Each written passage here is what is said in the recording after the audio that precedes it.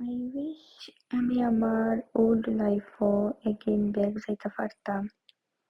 But the thing is, sometimes we dream something. Also, we know it's not a real thinking. And yes, in Quran, Allah says, if you are grateful, I will give you more and more. In fact, আমরা সবার লাইফও ups and down আছে।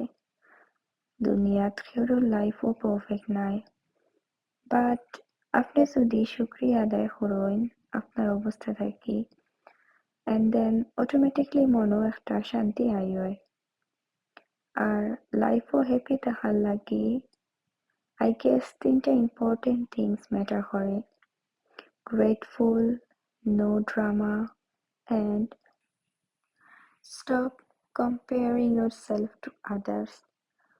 আপনি যত বেশি অন্য মানুষের লগে আপনার লাইফ কম্পেয়ার করবাই, আপনার সিচুয়েশন কম্পেয়ার করবাই, তত বেশি নিজে হার্ট হইবাই।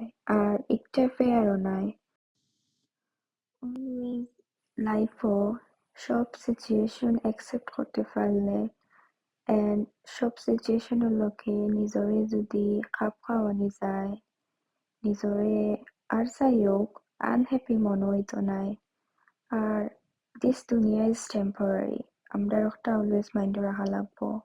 আমরা যদি মনে করিও দুনিয়াত আইছি, আমরা কোনো সময় যাওয়া লাগতো নাই। আমরা যদি প্রত্যেক দিন একবার মরার কথা চিন্তা করি, তে আর এই দুনিয়ার কোনো কিচ্ছু আমরা কাছে তথা ইম্পর্টেন্ট মনে হইতো নাই।